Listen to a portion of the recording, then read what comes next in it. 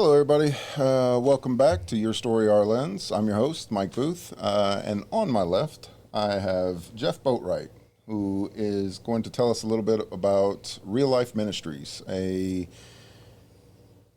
a rehab church? Well, it's not a rehab church. It's a non-profit church. We are a non-denomination church, but what we do is the majority of our congregation is a lot of people early in rehab that in the local area in Ohio, actually in Ironton.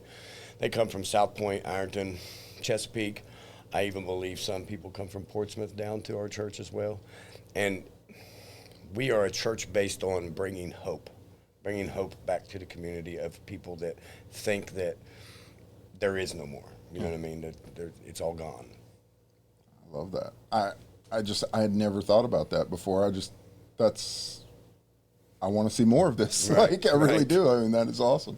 So what are some of the things that you guys specialize in? Well, Sunday mornings, what we do on Sunday mornings is Pastor Rick Sturgill is our pastor, and his wife Julie, and then we have another woman named Sharon Brammer, I believe is her last name. We serve breakfast at 9:30 in the mornings for those, anybody that's maybe not getting up early enough for breakfast or anything like that. So we have breakfast.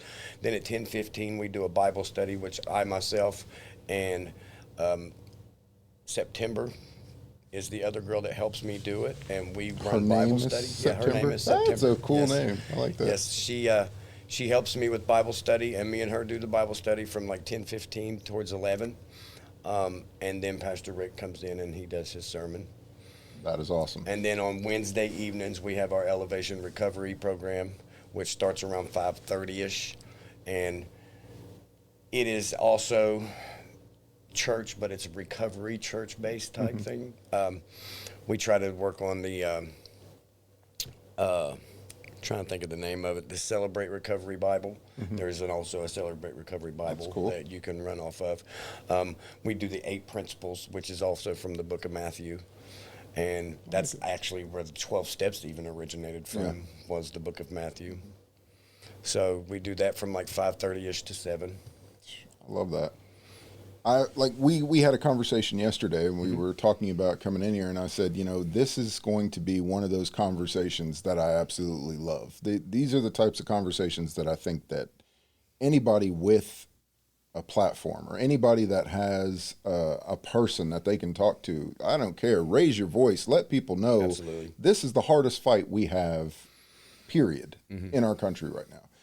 Everybody wants to talk about wars. Everybody wants to talk about, division and all this other stuff. I'm like, if we can't even take care of our own, it doesn't matter what we do outside of the world, because it's all fake, So that's why I said, it has to start from home, and then it has to build outwards. And I love that there's a church that's doing that, because I notice there's a lot of times that, and I hate to say it this way, but a lot of these churches look down on people. They point their nose down, especially if they're in recovery, and they just try to make it something that it's not, A lot of people in the community look at us like there is no more hope for us. Right. Like just we're give up on lost completely. Just give up on them. Don't worry about them. They're Yeah. just, downtrodden society. I myself, among many others that I know that has come through this church, with multiple years of sobriety and clean and sober and redeemed. I love it. And there is hope. We do recover. Yes. And we're just a church that's trying to base on that. Like there is still hope. You can make it out of the darkness. Yep. And we do our best to try to bring that to the community. That is what I call God's work. And if anybody that has doubt in their heart, whether or not this is something that is a good cause, you hear these people say, what would Jesus do? But it's like, really, what would Jesus do? If he was here right now, do you think he'd be sitting over there at the stock markets? Do you think he'd be chilling over? No, he'd be trying to help the people That are lost through another day. Right. Yes. I love that. And I just think that that's awesome. We're trying to do more and more, just for this area, just to bring awareness that there is better things you can do. There's healthy activities you can do. You can go out, and we have garden roller rink, which is like one of our friends with, like, that's a healthy family activity you can do. There's no drugs involved. There's no nothing, you know. We've got, although you get a little sore the next day. You do get a little sore, but that's good. And that goes away after a few weeks and you'll start to feel stronger. There's, you know, we got the movie theaters, we got different things like that. It's just family oriented things. And I think that church products, like just being around a group, is amazing. That's what I love about the fellowships, is the fellowships. I noticed that there's a lot of churches that have denominations and they've got different like rule sets and different things like that. What does your church, where do they stand when it comes to like rule sets and things like that? We don't, we tell ourselves all the time that, you know what I mean? Like I told you yesterday, our motto, and we say it every Sunday morning, is welcome to Real Life Ministries, where you will not be judged, you will only be loved. And we mean that. That is awesome. We thrive on that. We don't judge. We don't judge you for your past. We don't judge you for what's going on now. I mean, even in the Bible, Jesus says, come as you are. I'll do the rest. Yeah. I tell people all the time, do you take a shower before you get clean? You know what I mean? Like, no, you don't. Yeah. And it's the same thing. Yeah, like, it's part of the process. Yeah, it's part of the process. Yeah. I like to look at it as, and me and my pastor, we talk about this often, it's not about religion. It's about a relationship. That's facts. And it's are you having a relationship with Jesus today? You know what I mean? And I wholeheartedly can tell you that I do have a relationship with Jesus Christ today. And that's the reason why I have anything that I have in life. I love that. I'm wholeheartedly behind that. I think that is kind of the, that's the statement that I'm trying to make with this business.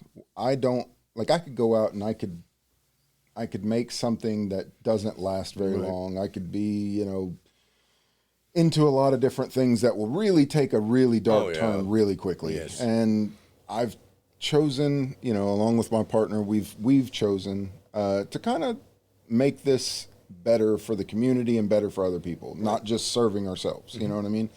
And I think that's God's work in this. Yeah, that's the principle right there. You just got to have that mentality. Like, I'm finding I've went to homeless meetings. I've went to addiction recovery meetings. I've been to all these different meetings to, like, where real people who care, they all have pretty much the same opinion. And I've noticed there's a few things that work really well. One is involvement. Yes. The more involvement a person can get into something, they tend to follow into it, and they lead with their heart once they get involved into it. I think your people, places, things has to change, right? Has to change. Has to. That's like your There's no ifs, ands, or buts about it. And the only way to do that is to really change it with places that really want to see the best from you. Yes. And that's where I'm trying to find more people that have the same like-minded. What do you think in your mind is the best activity for families whenever they're dealing with these types of issues? For me and for our family, we get together now. We have little cookouts. We all just get together and be around each other and enjoy each other's company. Me and my wife, we go to the movies often. We go bowling. We just do so many other things that things that I never would have done before. Right. When I was in the that's madness, 100%. When I was, I mean, I can remember. I think I can remember, like, after, like, the first year of getting clean and sober through treatment, I remember going down the road and seeing this house up on the hill, and I've lived here. I've lived in this area pretty much since I was 3 years old. And I remember looking up on the hill and seeing this house, and I was just like, has that always been there? And another person that's been there for a while was like, yeah, it's always been there. Right. I've just never looked up before. 100%. You know what I mean? Today I look up and I enjoy life. Yeah. I love hearing, as crazy as it sounds, I love hearing babies cry. I love hearing birds chirp. That's awesome. Like, things like that doesn't bother me anymore. Things you wouldn't notice. And yes, just things that I would have never noticed before. And today I enjoy those things. I love life. That's awesome. I really love that. We went to when we first started around this, we went to a wolf sanctuary. I'm like, man, we grew up in South Point. Nice. I ain't never known that there was a wolf sanctuary right there. I'm like, you could have, nah, I'm like, you're lying. There's no way. We get over there and I'm like, This is a wolf sanctuary. I am flabbergasted. Me and my wife's actually been planning. We're going to go up to, I think it's somewhere in Kentucky, maybe. That Ark thing that's up there. That is cool. That out. Yes. We go to like different farms. She loves Highland cows. She wants to find a Highland cow to go look at, and just it's things cool. like that that we just get in the car and drive and just enjoy. I like it. There's that Ark thing that you were talking about. I'm amazed by things that take that much effort to get done. Yes. Like I grew up where we had a couple of friends who would hang out together. You're lucky. Like if you had to move, you might have two people that might want to work with you to move. Like, right. like you're moving today. Like, really? Can we do this tomorrow or next day? And it's like, you're lucky if you have somebody that'll help you move. And that's kind of like the low end of things. Like if you are going to do something that involves, let's say 100 people or more, that's an undertaking. That takes a community to come together and say, we need to make this. If something like that can be built, the Ark, that whole it's an amusement park. Like, I mean, it's a huge undertaking. Why can't we seem to get together to like work on things like recovery, like building more churches, building more like fun things to do for people? Why does it always seem that it has to be money involved for everything? Well, as sad as it is, in my opinion, the world today, there's too much judgment. There's way too much judgment. There's way too much, oh, you got to do it this way. Oh, you got to do it that way. And that's why there is no collaboration. There is no come together.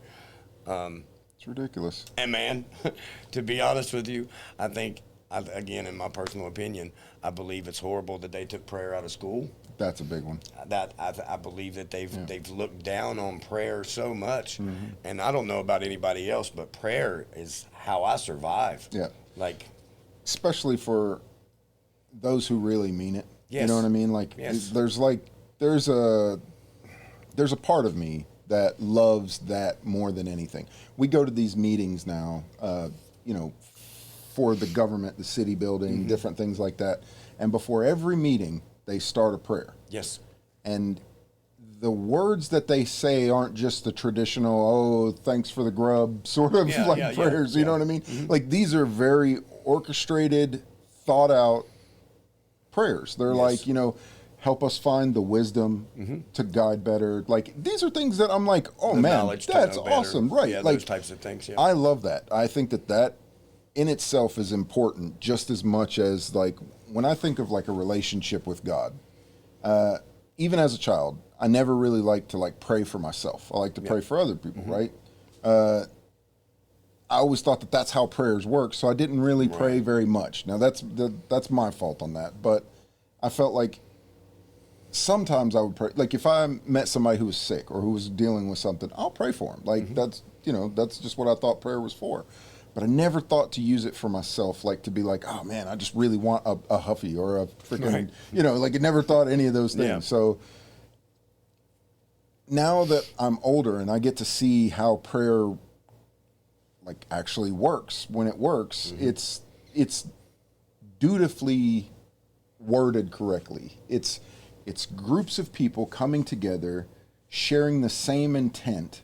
And in that intent somehow makes it to God. I don't know how this works, but it makes it to God. And God hears it, and he's like, oh, okay, I see you guys are gathering together. Okay, cool, I got you guys. Right. Boom, and he helps out, right? Like, I love the thought process of that. That keeps me happy that the world can continue going on. Yes, and what's helped me a lot, too, is like I've learned, and this is only from studying the Bible and digging in, is that prayer can be as simple as, Dear Heavenly Father, help. Amen. Yeah. It can be that simple. That is and then that's what I mean by like when Jesus says come as you are and then I'll do the rest. That's what I mean by that is just like it starts off as Father help. Yep. To Dear Heavenly Father, thank you for everything that you've given me. Thank you for everything that you've done. Thank you for your blessings. Continue to guide, watch over and protect me. Help me get away from myself to help others. That's a big one. Those types of things, you know what I mean? And that's it's been a game changer. I think that's where it all starts, man. And it's like having a relationship with yourself is like having a relationship with God. Like you have to be honest with yourself. You have to be honest with God. You have to be honest about the things that you want in life. You have to be honest about the things you're about to ask God. Yes. Like everything that you would do toward yourself, this is the same thing that you need to have and the same relationship you need to have with God. Absolutely. And I mean, because let's really, when you really think about it, you can't hide from him. No, you can't. I don't care what closet you try to go to. I not don't care working. what bed you go under. It'll keep popping You up. can't hide from him. Yep. So he's going to see it. He's going to hear it all anyway. So It's like, I'm grown now to the point where I feel good about my life in a lot of different ways. I've overcome a lot of hurdles. I've changed so much about myself that it just feels like a new person every single time I do it, right? Like I'm like, holy crap, I just got rid of that person. Now I'm a new person. Like it's like, all right, let's go on to the next. When you're in recovery, does it ever feel like anything stays the same? Like that should stay the same, or should you just we have a delete word it for all that the time? in recovery, and it's called complacent. Complacency. And you don't want to get that way. That. Yeah. That's what I kind of wonder. So it's like you don't want to get complacent. I know from experience, whenever I was in the madness and I was out there doing worldly, fleshly things and doing them my way, nothing ever seemed to come together. If it did come together, it only come together for a few weeks, maybe a month, maybe two. But whenever I take my hands out of it and I let God have it, it happens. And also, like, when I was out there and I was doing those things, I wanted more of it. I wanted more. So what I've done is took that same mentality in recovery, and I want more. That's cool. So I don't particularly sit still in recovery. Like I've been out of treatment now for almost 2 years. I've been clean and sober now for over March 3rd. It's made 4 years. That's awesome. And if I sit still, I'll start getting complacent. I'll start getting in my head. So I suggest for a lot of people, I make the suggestion of, like, if you're in early recovery, get in the middle of it. Yeah. Jump right in the middle of it. We have a saying between a few of the guys that I hang out with in recovery, that we come together and we call it, we're right in the middle of it. Like, as far as going to a meeting and emptying out some ashtrays, putting some chairs up, like, asking the next person if you can help, That's what you can do for them. And that's just keep moving forward, putting one foot in front of the other. That's massive. I think, so we had Josh Parker came on here a few times, and like his words still echo in my head every time where I go someplace or nothing. He's awesome. That's my guy. He's like, just help. He's like, you don't have to put anything extra with it. Nope. You don't have to do any extra weird stuff. Just help. It's literally that simple. And I'm like, I had never heard anybody put it just that easy. I'm like, there's got to be more to it than that. But now that I'm in it, and I'm like, I'm really in it, I'm like, wow, it really is just that. Well, it goes back to what you was talking about earlier about what would Jesus do. Yeah. You know what I mean? Just help. When Peter took his eyes off of him in the middle of the storm, Jesus didn't just walk away. Right. He put his hand out. Get him back like, up here. I'm still here for you. You know what I mean? I love that. That whole story is just awesome when it comes with it. It kind of makes you wonder, like, did he sink because he didn't believe that he could keep standing, or was it because the faith in Jesus himself that got him to come back up? Well, Jesus told him before, look at me. Stay focused on me. Right. When you start focusing on the storm and the things around you, it's just everything else in life. You're going to sink. Yeah. But when you focus on Jesus, you can do whatever. You know what I mean? Philippians 4:13 says, I can do all things through Christ who strengthens me. I love all that. things. That's awesome. That's one thing I cannot do as of yet, is be able to just quote any, like, I love when people do it. I'm like, that is so cool. Like, I'm not great at it. I still study myself. That's still awesome, man. But like, yes. That is still awesome. So what's your favorite thing that you, since you've been being clean, you've been like helping people and stuff, what's your favorite part about it? My favorite part? Being a sponsor. Helping other guys. Even being an assistant pastor, like all those things run together, because what I'm doing is I'm getting out of myself and I'm helping somebody else. That's cool. I work a 12-step program. I sponsor guys. I do the assistant pastor work at church. Like, to help pull somebody else out of that darkness, knowing that I've been in that darkness myself. Yeah. And there was somebody before me that helped me out. So even when I first got started with my sponsor says, I'm willing to do this if you're willing to get through this and help another person. I love that. You know what I mean? Yeah. And that's the biggest thing for me, is to just help give away freely what was so freely given to me. Yeah. I think when we get into it, there's a lot of times where we could never see ourselves like helping or doing certain things, especially when you're in it, like when you're living that lifestyle. That's like the furthest thing from your mind, is that you're going to be able to help. I was only in it for what I could get out of it. Right. You know and that's if how I was doing anything for anybody, it was because I was getting something from it. 100%. You know what I mean? I was very selfish. I find that like it's addictive. I mean, it sounds funny, but I gave up one addiction for another addiction, but I like this one better. This is a healthier one. This is a healthy addiction. This is a lot healthier. When I go out and I help people, I'm like, man, this is good. Like it feels like I did something good. People are like, man, you did that well. I'm like, yeah, I did. Thank you. I love that. Like it feels good, and you keep doing it. It's one foot in front of the other. You just keep it going. So now that you are doing this, how is the church going right now? How are you guys doing? Right now, we are really, we're trying to stay afloat. Right. You know what I mean? We are really financially struggling right now, and we need help. Me and my wife together, my wife alone has been trying to do some things outside to try to help raise money for the church. We're getting to the point where it's going to be hard to start doing breakfast. It's even going to go further to where it's going to be hard to start keeping the lights and everything on. And I don't want the doors to close because we have been open. It's too important. I've only been there for going on 5 years, but I believe the church has been open for 10. We just had our 10th anniversary, I believe, last year. We're going on our 11th year. That's awesome. And this church has helped so many people. Yeah. So many people. I'm pretty sure, I know for sure, that there is multiple treatment centers in the area that it's on their agenda every Sunday to take them to Real Life Ministries. That's how I got about. Yeah. I was in treatment, and they took us to Real Life, and that's when I met Pastor Rick, and that's when I started going to church there. And man, when I say like the progression of sitting in the very back row to moving up couple more pews, to moving up a couple more pews, to now I'm doing Bible study. That's awesome. Now I'm going from Bible study that when pastor needs to take a week off, I'm getting up and I'm giving the sermon too. That's like cool. Singing in the choir. Like that's awesome. Never used to sing anywhere but the shower. You know what I mean? Like I would never sing in front of nobody.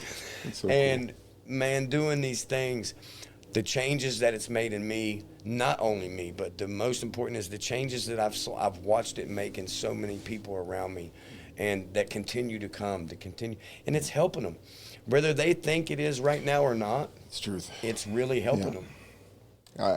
I deal with a lot of people through my day to day, and there's so many times where I'm like, I want to charge for something, and I'll be like, yes, this is what I'm going to do. And then I'm like, I can't charge for this. Got to do something else.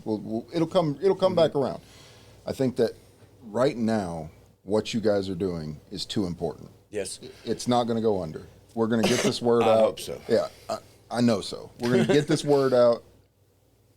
Like, I don't know how, but God's got a way for it. It's going to happen. Yes. Like there's going to be people that's going to help this out. Me and Pastor talk a lot about it too, and we wholeheartedly believe. We just keep praying. If you could work with God's gonna make any kind of business, what business do you think would be the best suited to help you guys out right now? To help us out right now, in my personal opinion, some of the treatment centers. I believe some of the treatment centers.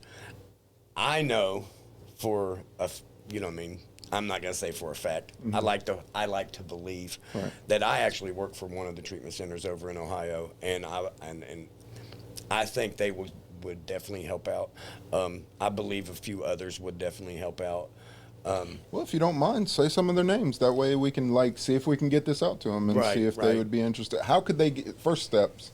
How can we get a hold of you if we wanted to go to the church? Where is the church located? The church is, I believe it's 17. It's either 1717 or 1515. I can never remember, but Reynolds Street in Ironton.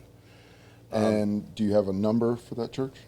I don't think we have an actual phone number. You can either call my phone or you can call Pastor Rick's phone. And What would that number I be? could give my phone number Yeah, out. you can go My ahead. phone number is 740-861-3780. Awesome. You could definitely get a hold of me, and I could point you in the right direction for sure. That's awesome. I know a few guys also in treatment. You know what I mean? I know people in Southern Hope. I know a few people at Riverside Recovery at RRS. I actually work, and I will give big props to the place that I work because they helped save my life. I also went through there as a client, and now I work there. Is Lawrence County Recovery and Wellness.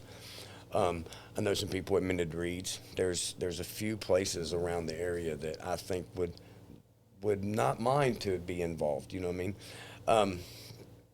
I would just like to do. I really appreciate you letting me come on and do this because 100%. with this, I feel like they're not just hearing a client side of things. Right. They're going to finally understand or get to understand that what our church does and how much we care about trying to help the recovery community. That's awesome. And we also understand. We love our congregation. We love who the people are that's in our church. But we also understand that financially, we get a lot of guys that's coming in early, girls and gals that's coming, you know what I mean, it's coming in early from treatment, and they don't have nothing right yet, you know what I mean? Yeah. So our duty, I like to say as Christian men, is just love them. Just love them until they learn how to love themselves again, keep coming 100%. back, keep showing up. But as much as we want to love and do those things, you know what I mean, we've still got the bills coming in. 100%. We're trying to keep everything going. That's what we are facing here. We are doing as much as we can with what we have available. Right. And I think that without the help of certain sponsors and certain people in your life, Yes. none of this would be possible. Right. And I'm always thankful for the people that have helped me in my life, that got me where I'm at right now. Like, still to this day, woman that I took care of is now, she's no longer here, but she's still taking care of me even though she's not here. Right. Like, just with the words that she gave me, the hope that she gave me, the vision that she gave me, like, all of that still happens. And I call this Pam, right? This is what I do, and that's providing for all ministries. Oh, I love it. Without her, I wouldn't be able to do any of this. Right. Like, just, she turned my life around, made me be able to get out there and actually show the world that I do exist and I can help people. And it's like, it's really cool because there was like a time in my life where I was so low that I just never seen myself in that light, you know? Right. And it's really cool when you find somebody who actually does believe in you, wants you to change, wants you to get better for yourself. This is the type of things that we need to start putting our focus into, our devotion into, our love into. Like, this is what we're here for, you know, is here to help people. Absolutely. There is somebody out there right now that's watching this that is going to have an idea of how they can help them out. So if you need anything, you give us a call. We provide for all ministries. Please give us a call. You can call me, 606-939-6616. That's how you can get a hold of me here. You can give your number one more time. 740-861-3780. That's awesome. And with that, like, we're going to get something together to make that work. Awesome. You know, I will literally pitch this to everybody to try to find somebody that will help with this. We really wholeheartedly, deeply appreciate it. Everything. Like, we're just, like I said, we're just trying to stay I'm noticing going. it more and more, man. I'm noticing it more and more. A few years ago, you didn't have this many people trying to help people like this. Yes. Like, I'm starting to notice that there is a trend that's happening. People are turning it around. And I think our town, our communities, everything, it's tired. Man, I lived in years and years of misery. Yeah, that's what I'm saying. And drugs and this, that, and the other. And I'll be the first to look at this camera and tell anybody out there, if I can do it, so can you. Yeah. You know what I mean? 100%. Type thing. I'm in the same boat. Yeah, like I come from that from the other side of the fence, and now on this side, I have the ability to reach back over and grab somebody else. Right. Come 100%. on, you can do this. Yep.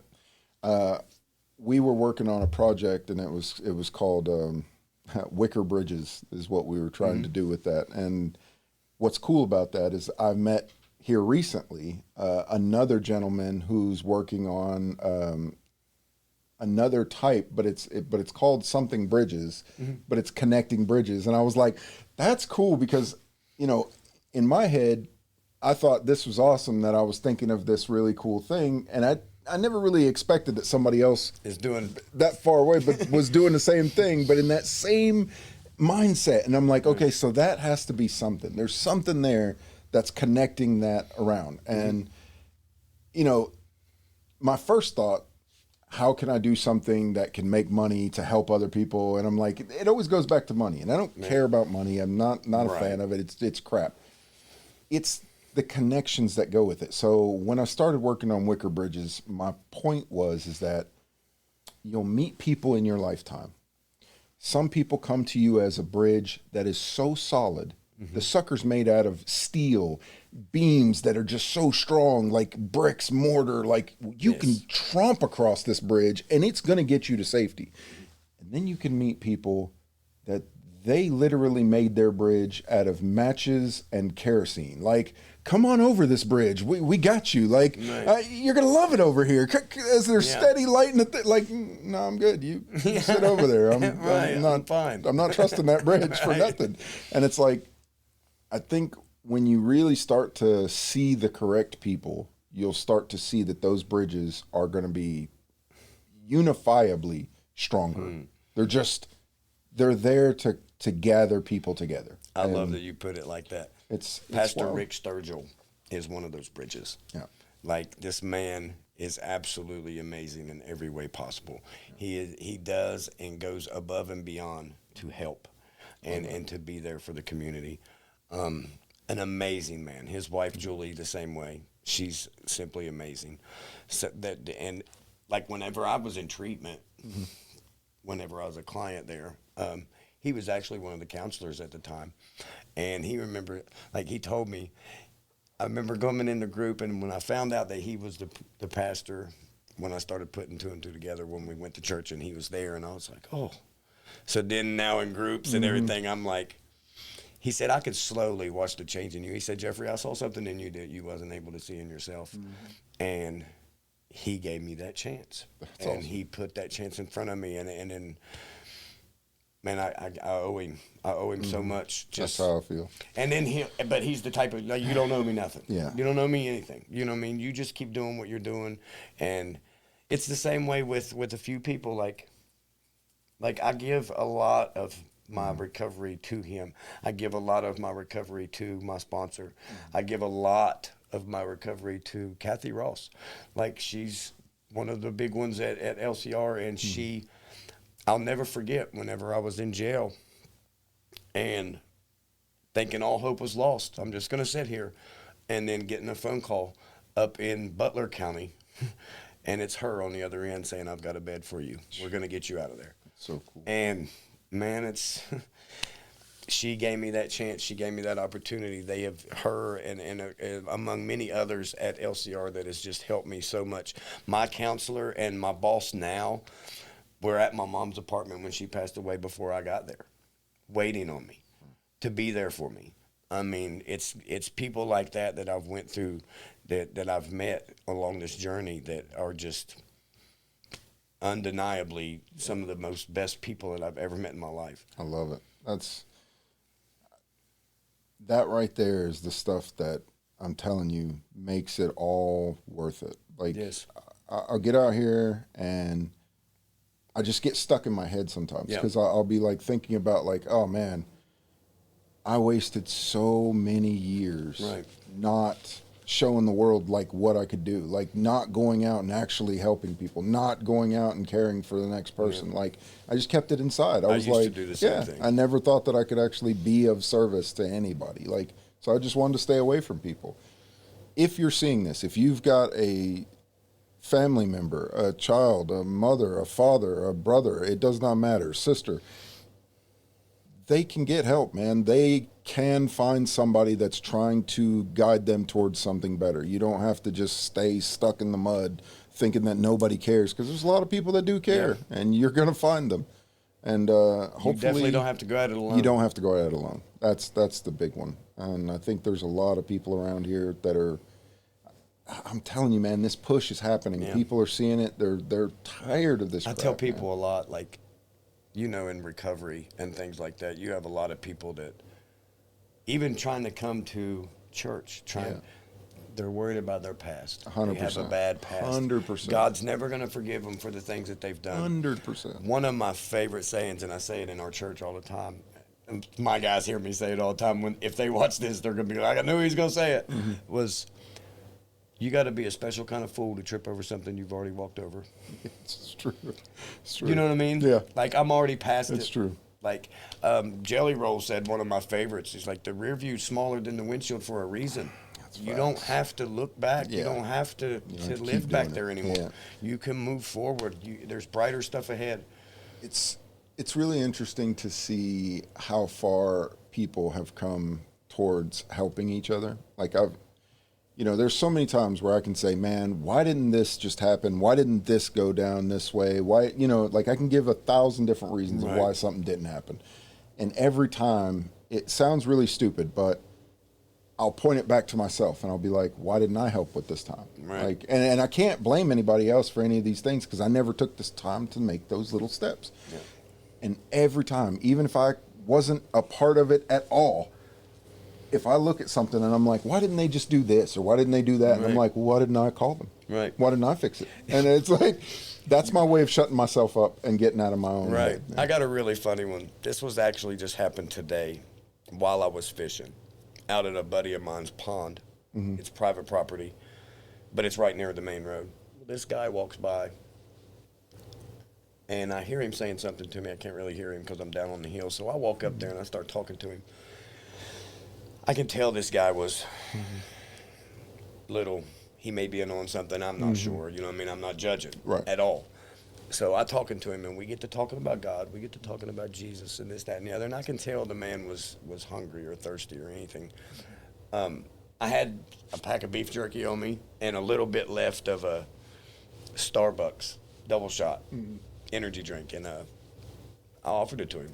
Man, you're more than welcome to have it. You're more than welcome to have some of this beef jerky. Like, it's what I have, you know what I mean? And you're more than welcome to have it. And the guy seriously took my drink, looked at it, was reading what was in it, walked up the hill, and walked away, putting little devil horns up, and dumped my drink out as he's walking down the street. Whoa. And I looked at it, and this is my perspective. This is how I look at things today. I laughed. I laughed about it, and I said, I prayed right then. I said, Father, please help him. Anything that he's going through, please be with him and guide him through it.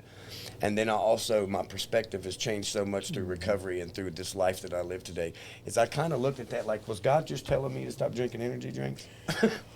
Well, that's pretty funny, because I was actually going to say something with that. So, right, like, that's crazy. It's crazy how much of your perspective changes whenever you do realize, when you start looking at things from a different perspective and a different angle. You know what I mean? It's changed so much for me. That's wild. In my mind, I was thinking to myself, I was like, every now and then when I meet a person, I always think to myself that, is this God that I'm talking to? Right. Because you never know. Well, he works through people. Yeah, it works through people. Yes. So I'm like, is this God that I'm talking to?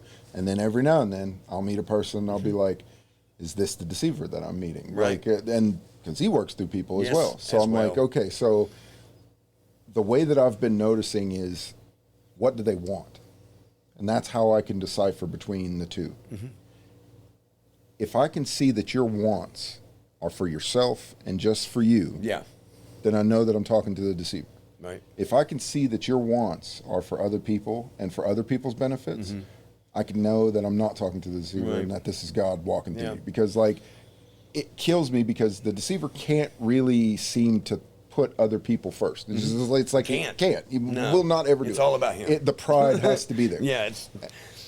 When I have been going out meeting a lot of these, like, leaders from these different organizations, I've noticed if their name isn't stamped onto the top of it, They don't feel like they can get that. Like, I'm sorry, we just can't. You'll see excuse after excuse will pop up. Oh, it's this, but if you look at their wants is always what gives it away. Like, I need to do, and I'm like, okay, cool. That right there told me. He just said I. He's not saying we. He's not saying I got to go look for this or to help this. It's just I. So,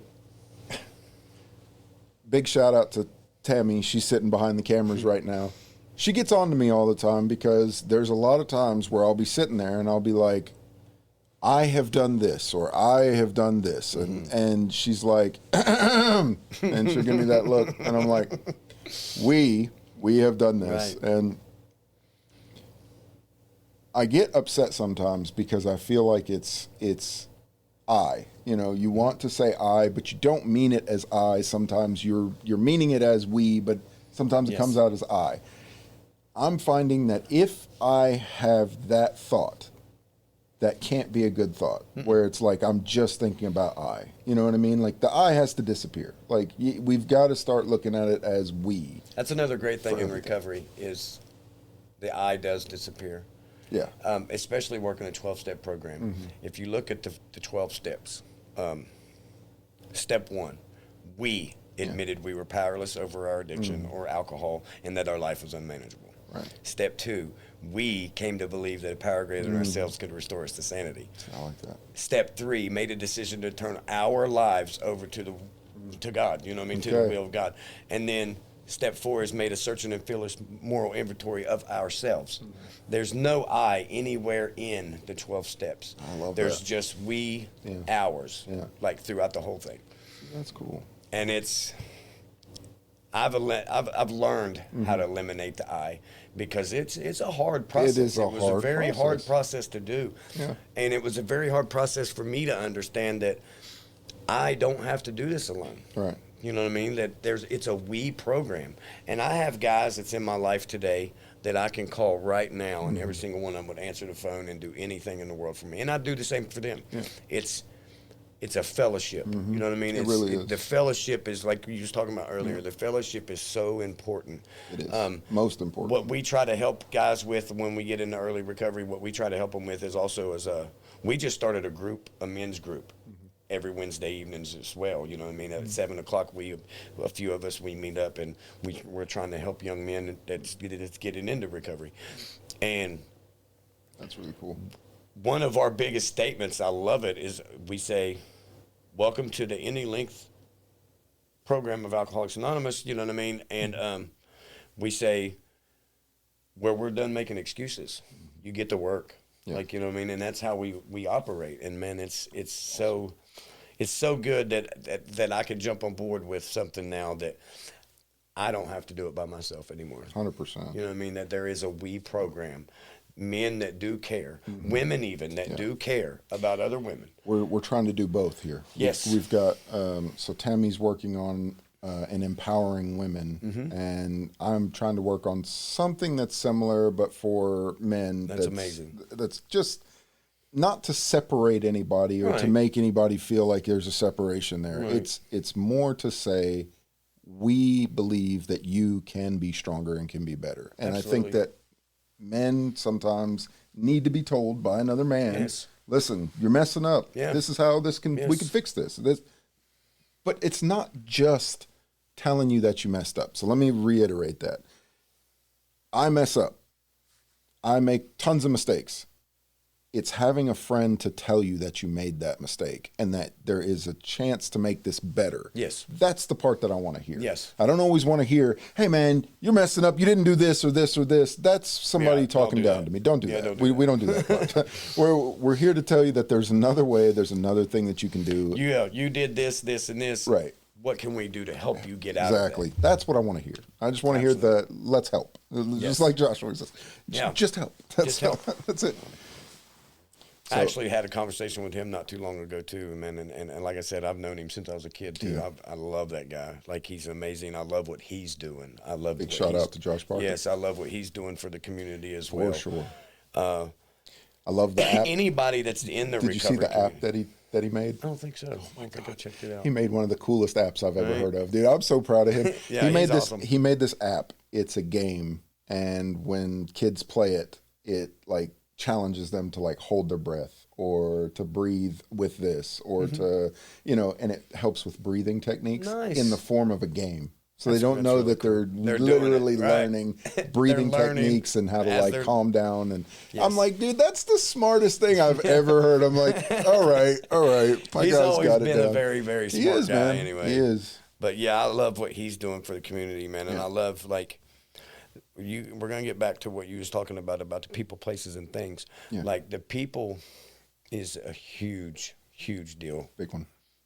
I cannot sit here, or we cannot sit here and do this recovery thing and talk about this recovery thing and then go back out here and do something stupid. Right. You know what I mean? 100%. Go around the same people that I used to get 100%. high with. That is, I can't do that. It's massive. Yes. And it's like, I want to, and I'm saying this is me, I want to check on the people that I left behind sometimes. Yes. But I get scared of the fact that I would get dragged back into that mode the moment that I did. Mm-hmm. So it's like I have to believe, and I'm saying I know it's we, right. But we all have to believe that the person that you're thinking about them in a good term, that God's got them as well. Mm-hmm.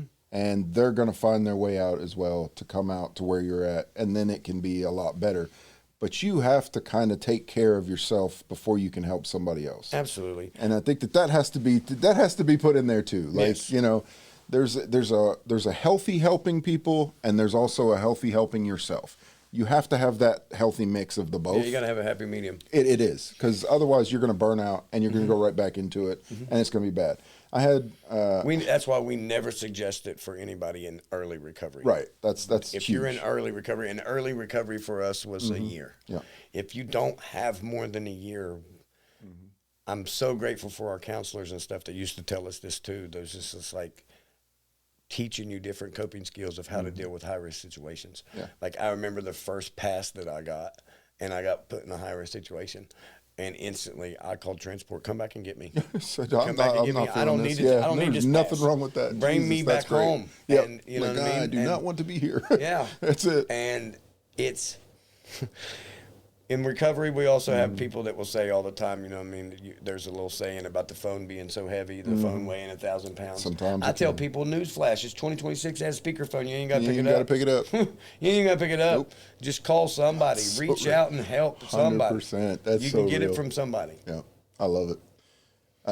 We're in the day and age where we have AI everywhere. Yes. And I actually am a fan of it for a lot of stuff. I know a lot of people are like, oh, you know, you used AI or you did this, and I use it all the time. I don't care what anybody says about me.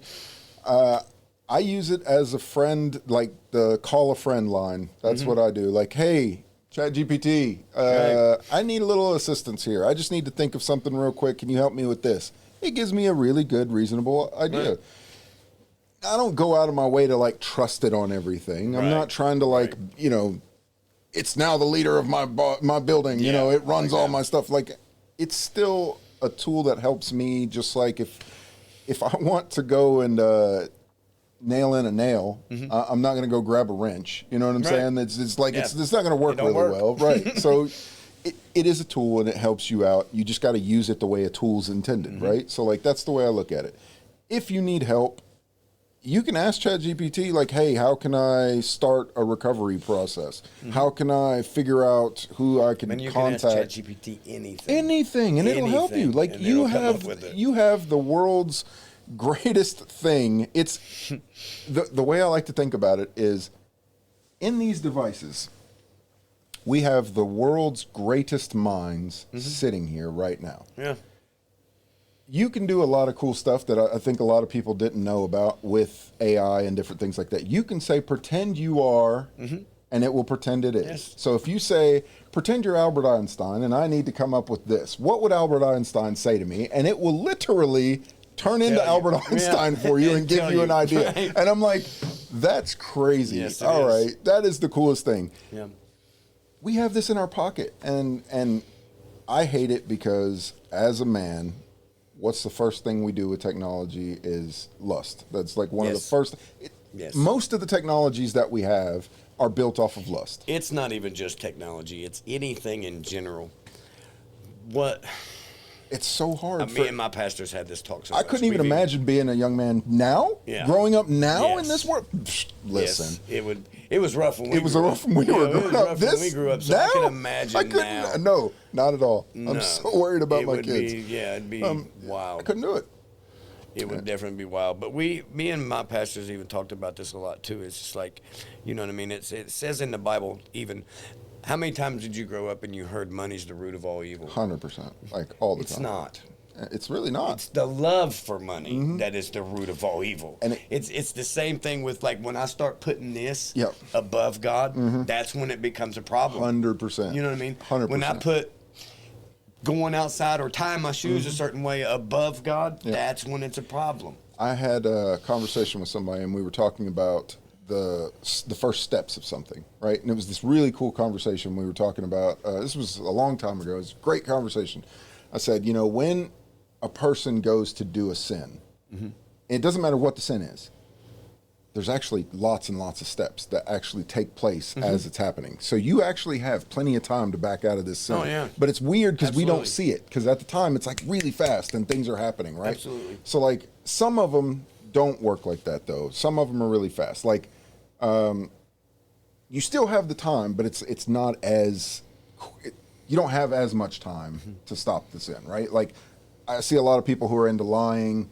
That's a hard, there's a real small fuse on that one. Yeah. Like, why did you just lie? And they're like, I have no idea why I just lied. And it's like so quick of a, you don't get the same thing. Now, lust, you actually have lots of steps to like break that. Like when you start thinking about it, you can start changing the way that you're thinking. Like, do another task. You can literally stop thinking about it, stop talking about it, go get help in some different ways. There's like lots of little steps you can get. Yes. Adultery, same things. You can stop, don't talk to the person, go turn it around. Murder, like don't pick up a weapon. Like first and foremost, go take a walk outside. You don't have to do that. Like each sin that you have that's out there, there's lots of little steps that you can take to stop doing some of those things. And I think it's funny because we're in a world where people think that once they're on a path, they have to stay on it. Yeah. It's like, you have to stay on this. No, it's like, you don't, man. You really don't. I mean, even back then, even in the old days, when Jesus was here, like, it was still bad then. It was still bad then. It was still bad then. And the fact Paul that it's still was going the on. perfect example for me. He used to be Saul. He murdered Christians thinking he was doing the right thing. That's wild. Until Jesus literally knocked him off his high horse on the road to Damascus and was like, bro, it's wild. It's me. I'm the one that you've been, you know what I mean? It's wild. And it changed everything. I had with that, the reason why I was saying that is because every little thing that we do all leads up with little bits of, too much of something. And the Bible even teaches you first and second, maybe third thoughts, all wrong. Right. Yeah, there you go. That's a perfect way to look at that. Like, you got to look further than that. So with every sin that there is, you have a chance to turn around and stop. Too much of anything, I don't care what it is, too much of anything is inevitably going to be your downfall. Yes. If you eat too many aspirins, I promise you it's going to be the last headache you ever have. Guarantee it. You're going to be going to the morgue. You know what I mean? Like, if you get too many hugs, you could get crushed. I mean, if they all start happening at one time, you're too many hugs. Like, stop it. This is how the world works. Everything has to be in moderation. Everything. And that means if you start going on too good a path, sometimes you get on that high horse because you think like, everything's going too good. It ain't going to go bad. And you start thinking that way. And that's how you start getting into a high horse. And I think with money, that is that. Yeah. It's where things start getting too good and you start thinking I again. Yeah. Right? It's back to I. It's I. I got this. I have accomplished all of this. And it's just me that's in this now. My counselor beat it in my head, and I still use it to this day. I love him for it. It's back then, one of the counselors that I was at the treatment center with, like, you know one of the famous last words of a fool is? I got this. I got this. That's the famous last words of a fool. I don't got this. Because I don't got this. I don't got this. That's, did not work out well. Yep. That's where I'm at in life. I feel like everything in moderation. And, here recently, I saw something we've known for thousands and thousands of years, the yin and yang. one of the coolest symbols. I was drawn to that since I was a child. I would draw it and I'd put it on my notebooks and stuff. I was always drawn to that. Come to find out that this is actually a representation of an atom. And I didn't know that. Right. So you have your positive, you have your negative, and then inside of your negative, you have a positive, and inside of your positive, you have a negative. You cannot, the old saying is you cannot have light without the darkness. Right. You cannot have darkness without the light. Balance. It's got to be a balance in between. Got to be a balance. We were talking the other day, and I said, this goes for anybody that's watching this. This is one of the coolest things that you'd ever hear. For everybody that has their nose down on anybody that's ever been in recovery or any of these things, they've never been there. Who would you rather have working on your brakes to your car? A guy that's been working on cars his whole life, hands dirty as crap, or some new guy that's like, you know what? I just read a book that told me how I can change your brakes. Which one are you going to rely on? I'm just going to say, this is an easy question. That is a good one. It's the funniest thing that happens every single time. Yes. I want the experience. That experience Absolutely. means I want the so experience, much. For sure. And I think if you can overcome darkness to find the light, then it also has to beg the question that sometimes there's people that have went too far into the light and that are kind of approaching back to the darkness. You have to have that balance, man. Like, that balance is so important that you get too many people that believe that they are above being able to fall for any of these sins. I want you to know that every single person on this planet can do any of those sins. Well, unless that's the little old lady at the end of the store. Jesus Christ, you already have. Yeah, exactly, 100%. Yeah, that's what I'm saying, and that's You were the born funny that part. way. Everybody wants to make that out like, oh, I don't sin. I could never. Yeah. I could never. Like, if you remember, if you've ever read, you know what I mean? All right, man. You remember the lady at the well, whenever they wanted to throw the first stone, he said, well, if you've never sinned, throw the first stone. Nobody threw anything. Not a thing. You know what I mean? But back then, they could actually look at themselves and say, you know what? He's you're right. right. I'm You're gonna, right. I'm gonna go ahead and shut up. I'm gonna go You're back right, here but and sit down. Nowadays, people are gonna toss that stone so quick. Oh yeah, so fast, thinking that they, you know what I mean? And I could never. Yeah. Like, it's like yes, and yes, not we realizing that you was born that way. I know. Like, And you've that's- already sinned. Yeah, we You know all what I sin mean? every day. We all and it even says in the Bible too, we're all gonna fall short in the glory of God. Right, 100%. I'm gonna fall short. That's why I have to repent. That's why I have to build that relationship And keep with it in your Jesus mind and every keep day. that there. Yep. Like, if I'm going down the road today, like, this is back to the perspective thing. I left a meeting one night, and I'll show you even afterward. I'll show you this picture from another story. But I left a meeting one night, and I was just so angry, just mad. And we know when we get mad, misery loves company. It does. So I'm talking to Jessica, and we're trying to make it worse, you know what I mean? And it got so bad that I just wanted to pull out of that meeting and just do 100 in my car. And 100%. I got in between traffic, and the person in front of me and behind me both had their caution lights on.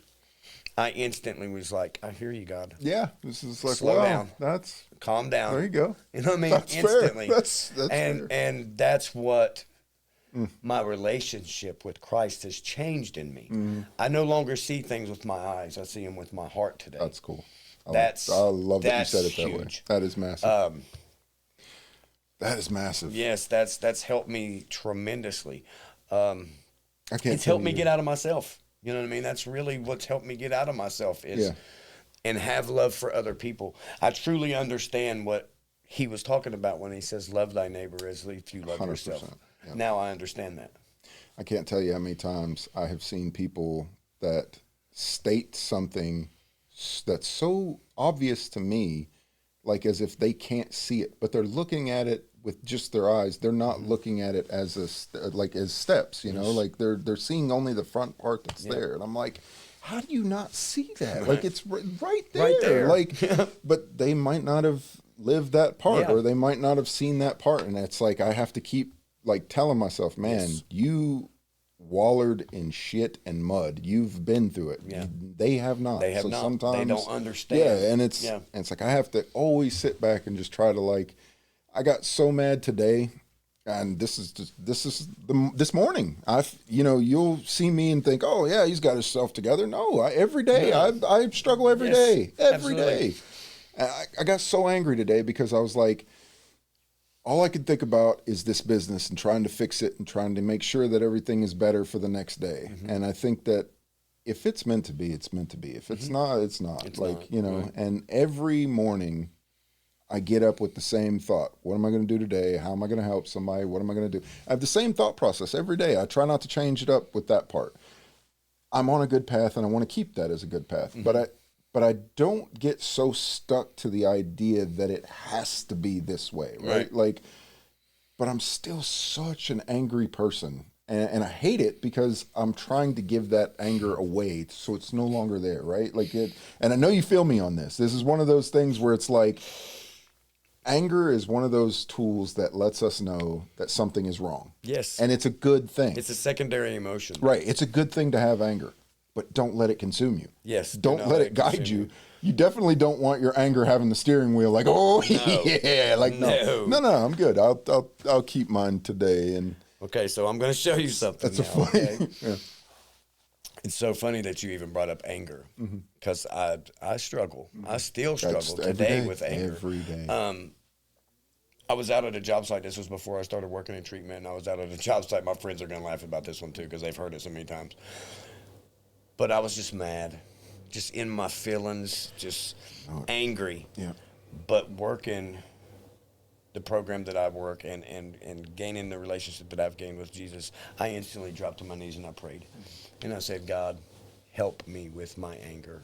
Help me see things differently. I walked outside and I looked down in a bed of rocks. And Jesus said, if this rock can be happy, what are you so mad about? There's literally a rock with a smiley face. I'm dying right now. What? And that's how I looked at it instantly. Was like, okay, I hope you took that rock with you. No, I kept it. I left it sitting there. Oh, I left it there for the next person because I want them to see that same thing. But I did take a picture of it, and it was just like, man, like, if this rock can be happy, what are you so mad about? Right, I would have had to take that rock with me. Why are you so mad? And I instantly started laughing, like, that's funny stuff. You got me. Yeah, that's funny. Yeah, I think every day that, and everyone's feeling the same way. I mean, I don't care who you are. Everybody's feeling the same way. Pressures of money, yes. Life itself is just beating us up. It's like sometimes we all feel like we're alone, and there's so many times where I'm trying my best to just stay the course. Mm-hmm. Recently, I don't really like going too far into it, but like recently, the man that's basically, he's like my benefactor. He's a pillar of wisdom. Mm-hmm.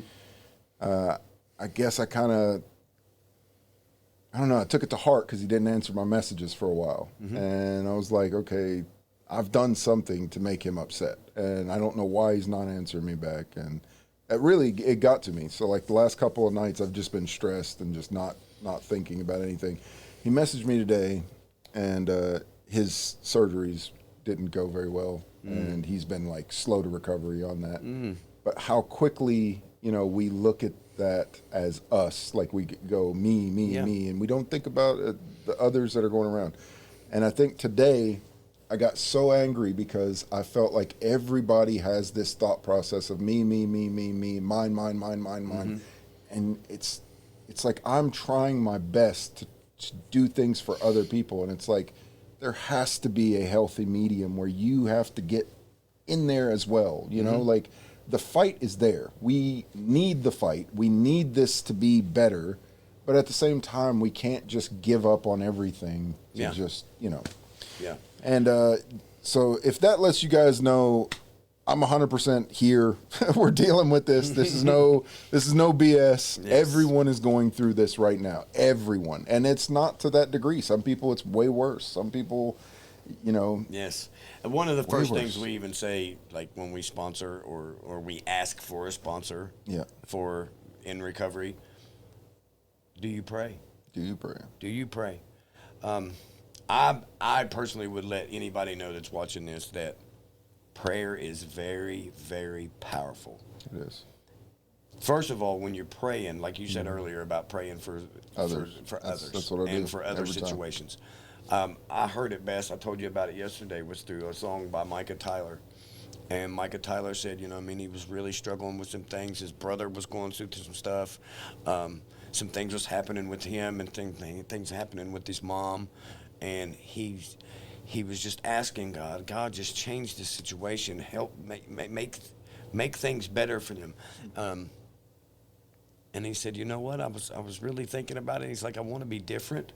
So he started praying for God, change what's inside of me so Right. I look at situations differently. Yeah. You know what I mean?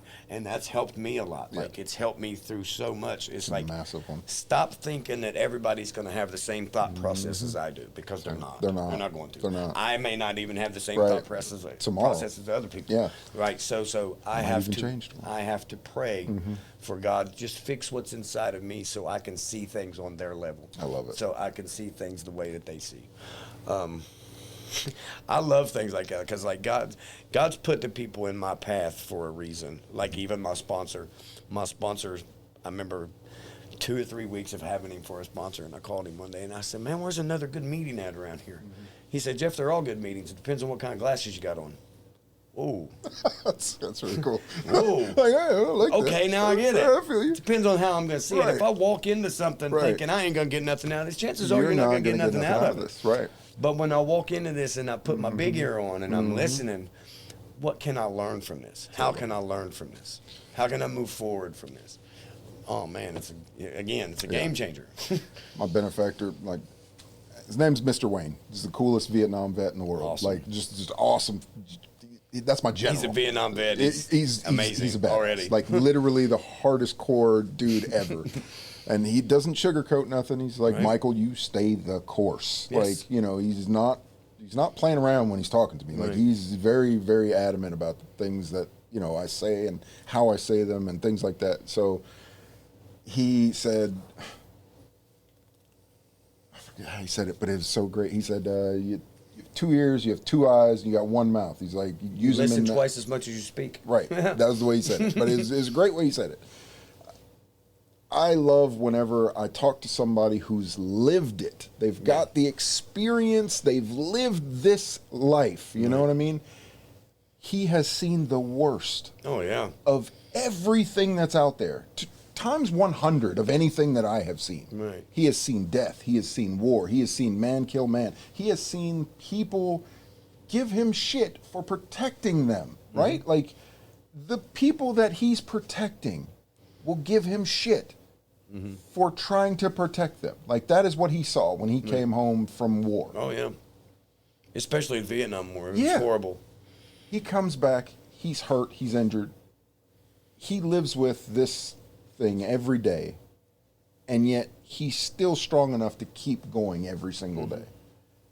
That's the kind of courage that I want. That's the kind of, like, leadership that I like to listen to.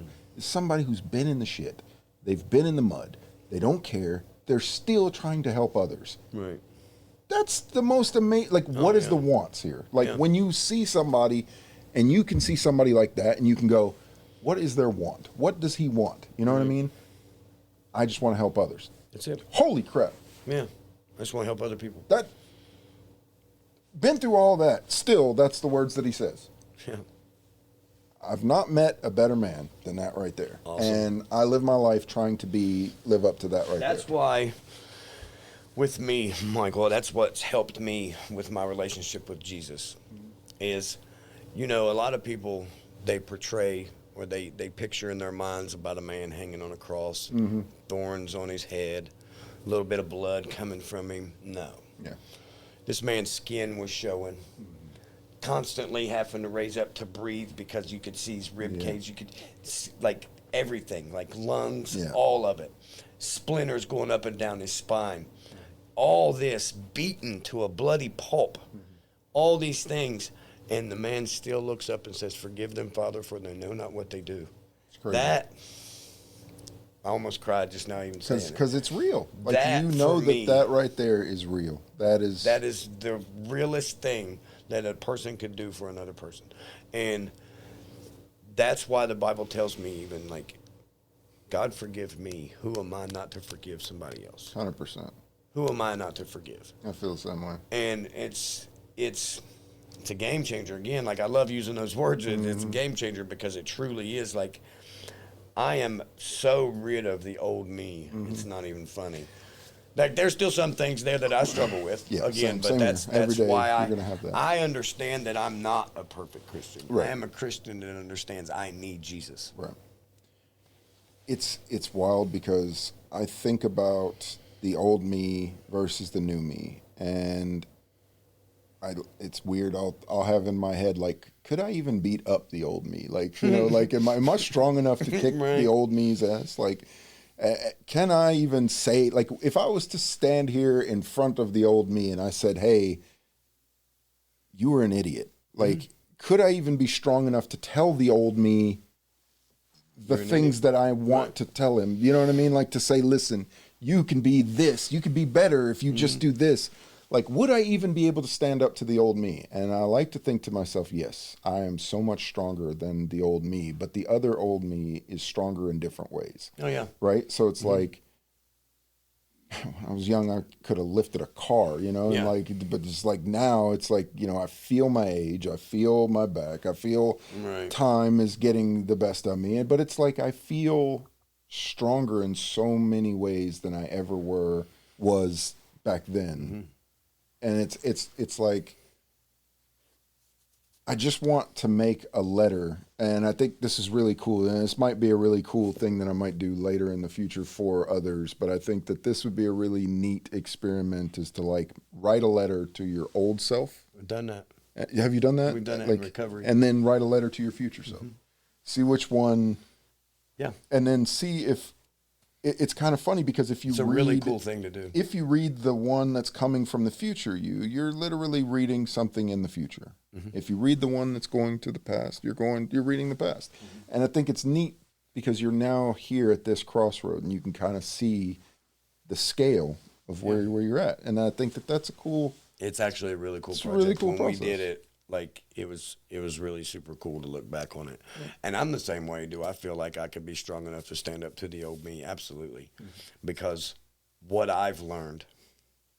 And I remember you from high school. Right. So you were a badass in high school. So that would be I was ornery. That would be a little I know I was ornery. That'd be a little awesome to see you go up against your old self. But today I have what the Bible calls this is wisdom. It's the wisdom. I have more wisdom today. I have more experience today. So that has Tail made of the me tape stronger. there. Right. Yeah, I like that. That has made me stronger in a sense. And yes, I get what you're saying too. Is there's a sense of the old me was stronger in different ways. Yeah. But to me, now, back then, yes, conflict. It was all about conflict. Yeah. Who's going to be the baddest? Who's going to be the toughest? You know what I mean? Today, I can walk away from the situation. It makes me tougher than you ever think about being. I know. I do. You know what I mean? I feel the same way. And I can just walk away from the situation. Like, I avoid the conflict today. It's such a weird power. Yes, it's because such a I can weird remember flex. my dad and grandpa telling me that when I was little. I was like, whatever. That's not. You wouldn't be able to do that in today's society. And I used to say that, and it's like, you really can. You just walk away, man. It's like, it's actually better for you if you do. Like, it's so weird. And again, like, to get back to the main thing, all this change, all this stuff that's happened to me over the last 4 years, I've learned through recovery, and I've learned through Real Life Ministries. I've learned through this church. Pastor Rick has seriously been one of the best people as far as like teaching me how to love myself again, teaching me that I am still worth everything that God said I was worth, and teaching me to. This is one of my favorites. Today I can remain teachable. I'm still learning. I know I don't have all the right answers. I don't. But there's a book that will show me every single one of the answers I need to know. And it's the Bible. It's truly, there's nothing on earth like it. I heard another guy say this. There will never be another book like it. It's got over 40 some authors, 4 different continents, and 66 books. And none of the people that wrote it actually, some of the disciples knew each other, but a lot of them didn't. Yeah. You know what I mean? Yeah. And it all come together perfectly. There's so many weird things that go with that. It's unique. Yeah. There's You ever heard the acronym for the word Bible? Yeah, It's one of my favorites. basic instructions before leaving. One of my favorites. I love that. One of my That's favorites. right there, ended it for me. Yeah, I was one like, of my favorites. why didn't I know this as a child? I would have Yes. really been Yes. studying this. But like, Man, that's the crazy part about being older now. Is like I don't even remember what an acronym was Right. until I That's started funny. digging into Yeah. it. we're at a point now in life where, you know, I think I talked to Tammy the other day, and I said I was trying to teach her something on a camera. She was like, I already do this or I already do that. And I was like, I kind of got upset because I was like, I can't teach you if you already have a glass that's full. And I thought to myself, I got to be more patient because like I remember being sort of like that too. But it bugs me because when I'm trying to explain something to somebody, it's one of those things where you feel like they're being disrespectful by saying like I already know this or I already know that, My and it's like stepson's the worst. I just want to just step back and be like, all right, then I'm not going to teach you. Yeah. Like that's what I feel like. Show But, me. Yeah, it's like that's where Show I'm me at. that you know. And it's like I get it. It's tough. I keep trying to like, man, I'm telling you, I have to humble myself all the time because I'm Absolutely. an idiot. Like I just want to be angry all the time. Yes. And I don't know why. And they always say don't pray for patience. We talked about this Yeah. yesterday too. I am one that has to pray for patience. Yeah. Usually if the people's telling you don't pray for patience, it's because they're already super patient. Yeah. I don't have I have good very patience. thin patience. So I have to pray for patience. But this is also, I understand that how God works is He's not going to say, poof, here's Here's some your patience. stuff, right. He's going to give me a situation where I have to use patience. And that's what I was about to say. I was going to say, like, I've noticed more people that have more stuff going on. The more stuff you have going on, the less patience you're going to have. And it's definitely a sliding scale of why people have good patience versus not. It's like you'll have somebody who's like, oh, like this guy's got the patience of Job. Like, no, he probably just doesn't. He's literally limited everything to make it to where he has more patience available. Like, but I think that scale is the same for everybody. It's just it fills up quick. It Like, does. it's Very one of those quick. like Very, if you very got quick. 100 things going on, I promise you, your patience will be about this Right. big. Like, it's And it's tough sometimes, even like with working with my job, because I work with other men. Like as far as like I'm a case manager, so I have to do certain things for certain clients. And one of the biggest ones for me in recovery was meeting people where they're at. Like that's tough for me because sometimes I'm like, well, this is how I did it. You need to do it this way. You know what I mean? Yeah. And some of them, I have to understand that they wasn't brought up that way. They wasn't, 100%. you know what I mean? And it's tough. It's a constant battle. Even my coworkers get like, how can you say that to them? Like, I don't mean to. I don't it's mean just, that's how anything you by think it. of it That's that just way. how, you know what I mean? And it's something that I have to pray about all the time. I think it's Like, I have to. it's worth it to understand where somebody's coming from. And I think that, like, if you're getting into being a teacher to try to teach somebody, you have to be teachable yourself. Yes, you have to be. And that's where I fall short a lot, is because, you know, I've done a lot in my lifetime. Like, I've been all over, like, just through every type of, you know, and it's not bad for an autistic kid that has ADHD. Like, I mean, I'm barely hanging on by a thread, but it's a thick thread. Right. Like, you know, like it's a strong one. Right. It's like, and there's times where I feel like I'm messing up, but there's times where I'm like, why does this seem like it should be so easy, but yet it's so difficult? it's Like, so I difficult, do not right. understand it. So it's like we need these times to bring everybody together, because that's what everybody's going through. And I think that if people sit there and act like they don't have anything going on in their life, that like, oh, my life's perfect. Like you're fooling yourself. You're lying. Like you're lying to yourself. You're lying like, to yourself.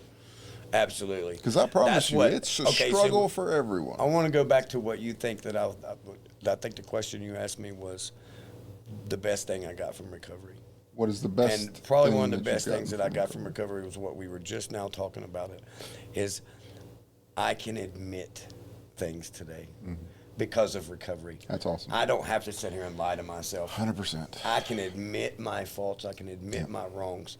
And I understand today through recovery that people were tired of hearing I'm sorry. So that's when I learned what an amends truly is. An amends is not an "I sorry." It's not an apology. An amends today is, I know I did wrong. What can I do to fix it? That's a good one. You know what I mean? That's a good How one. can I help, or how can we fix this together, or how can I fix this? Personally, that's all I ever want to hear. Right. I've talked several times to plenty of people, and I'll have like an argument with them, and they'll be like, "I'm sorry," and "I'm sorry," "I'm sorry," and they'll hit me with about third or fourth sorry. I'm like, "Okay, look, I want to tell you this," and then I always break it down the same way. Go, you can knock a whole bunch of holes into a fence. That's a sorry every single time. Yeah. What's that doing for the fence? It's not helping the fence. It's literally, you can't take those out of the fence. It's just literally a hole every single time you do it. I was like, after a while, you're going to have so many holes that the fence is now brittle. I could just snap it in half. Yeah. That's how you are with a relationship. Every time you say sorry, you put another hole inside of that relationship. It takes a lot of the weight. It can no longer bear that same weight. And that's one of those hard ones to tell somebody that you just don't want to hear sorry. You just want to see how we can solve it. I know the people I hurt in my past was tired of hearing I'm sorry. But yeah, they heard I'm 100%, sorry too many times to 100%. count.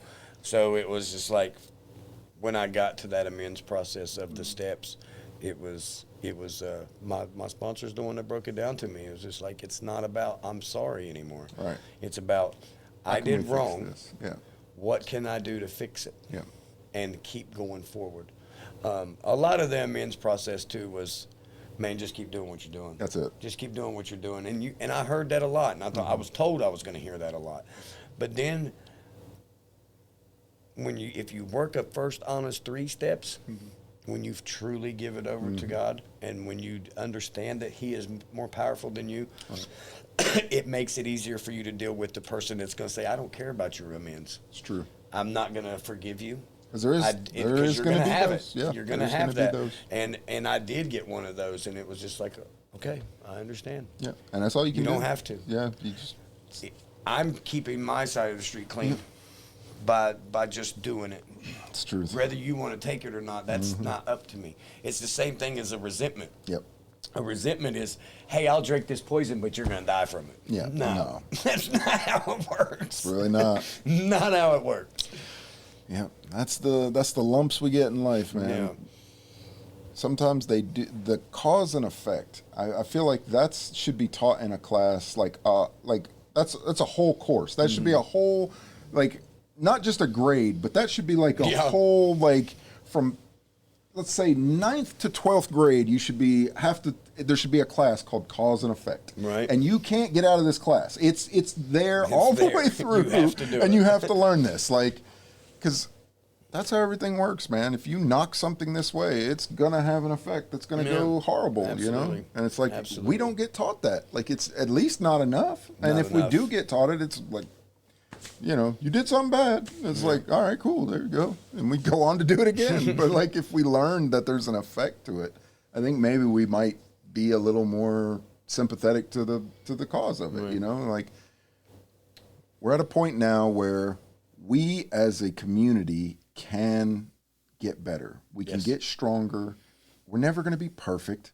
And we got to get that out of our head. I hate when people are like, oh, practice makes perfect. No, it doesn't. It makes pretty good. Yeah. It does not make perfect. Well, even the Bible says you're never going to be perfect. Right. You're just supposed to strive for Just perfection. strive for it. Right. That's nothing You're wrong never with that. going to be perfect. Right. You're never going to be perfect. Never. We can get that out of the way right now. Just as soon as you get the clear understanding, hey, I'm never going to be perfect, but I know a guy that can help me get better. But I know a guy. You know what I mean? I know a guy. And that's when real. things start changing. Like that's when that. things start really turning around for you. That's truth.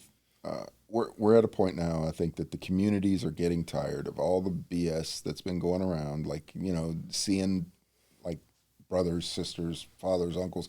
And that's the thing I don't think enough people are thinking about. They're thinking that it has to be the drug addict from down the street in a weird rancid hotel that's sketchy and all this. No!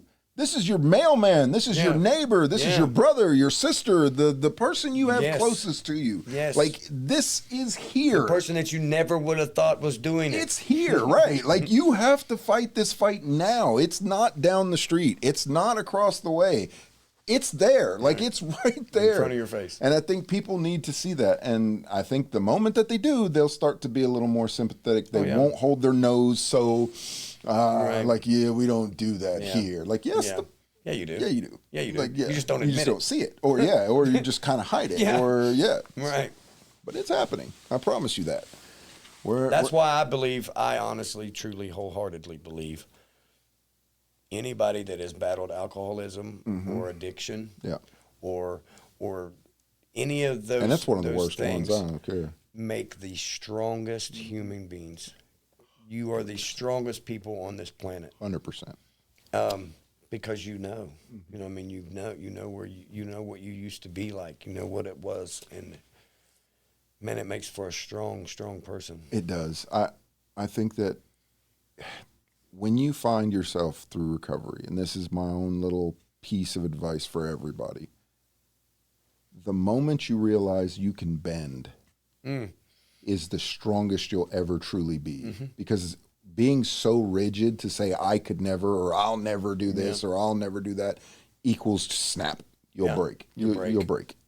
The moment you realize I can bend, I can take this, I can make this something better, that snapback is the strongest I've ever seen from people. One of my favorite stories that I heard too in recovery is, and I hold on to it a lot and I think of it a lot, do I want to be a cow or do I want to be a buffalo?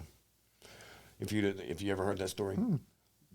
If there's a nasty storm coming, a cow will run away from the storm and stay in it longer. A buffalo will charge right through it to get to the other side. That's cool. And that's neat. You know what I mean? And that's how I look at things like that. Like, stay the course. Right. Like you said, your guy said, big one. Stay the course and stay focused on my God and on Jesus. And when I do that, I will make it through any storm. I have to learn to praise him through my storms just as much as the good times. See, what we do is, as human beings, is we get real comfortable. Like you was talking about, we'll get real comfortable in life. Like, God's given me this and God's given me that. Well, I'm good now. And then all of a sudden, when something bad happens, you're not understanding how to handle it. 100%. Well, I have to also praise God through that too, even through the bad things, if I want to get out of them. Yep. None of us, and I will repeat this, none of us are going to make it out of here with our life. No. We all die. You're not. We're all going to die. You're not. And at some point, but what you can make it out of here with is eternal life. And at some point, you can be okay with yourself. Yes. That's what I'm striving for. Yes. I'm not striving to be perfect. I'm not striving to be anything close to that. I'm not going to be. I'm just trying to be better than I was yesterday. Thank you. To get to tomorrow. That's one of my favorites. That's it. I'm not better than you. I'm not better than her. I'm not better than anybody else outside. But tomorrow, I will be better than me yesterday. It's 100%. Absolutely. That's all I need right there. And as long as I can achieve that goal, I will feel good about myself tomorrow. Oh, yeah. And I will feel good about myself the following day and the following day. As long as I keep doing those same things. Yes, absolutely. I wholeheartedly believe that. Well, this has been an amazing conversation, man. Yeah, great. So I am, in the future, for anybody that's watching this, I want to have more talks like this, but with other religious figures as well. I'd like to get some priests in here. I'd like to get some rabbis. I'd like to get some, whatever your religion is, even some witches. I don't care. I want to hear people's perspective of what it is that they're doing to make something better and what it is that they're trying to avoid, right? I just want to get to that point where people can have open conversation and dialogue about these things. Because I promise you, this is my own thing, and I'm promising you that there's more to us that is the same than there is that's different. And I really, truly believe that. And I don't care what religion a person is, I think that more unites us than it divides us. Amen. And that's all I want to see. I want to see people have cool conversations like this and just people be able to take something from it. Because, there's going to be somebody that's watching this. They're not going to take everything we said. Right. They're not going to be like, oh, man, they were right about every single thing we said. Yeah. And we get that. We understand that. We understand. But if you take one thing from this and it helps your day, I feel like this was a success, right? That's all I need. I need one of those. That's it. Absolutely. And yeah, just take with this what you can and leave the rest. That's where it should stay. So one more time, how can they get a hold of you if they need you? My name is Jeff Boatwright. You can get a hold of me at 740-861-3780. I will answer the phone any time of the day. It does not matter what time it is. And yeah, man, we're just looking for a little bit of help to keep our little church going. That way we can keep helping the community get out of the oppression of drugs and alcohol. Like, your life does not have to end with addiction. It can get better. 100%. And we just thrive on trying to love people until they can love themselves again. That's so awesome. So cool. We're going to be doing a follow-up where we come over and we do a video of the church. I look forward to that because I think that's going to be a really cool thing. And if you guys know anybody that's wanting to sponsor a really awesome church that's really trying to help some people, please reach out to them. Reach out to us. Just let's help each other, man. We all get it. Yep. And yeah, this has been Your Story, Our Lens, and peace. Say bye. Thank you.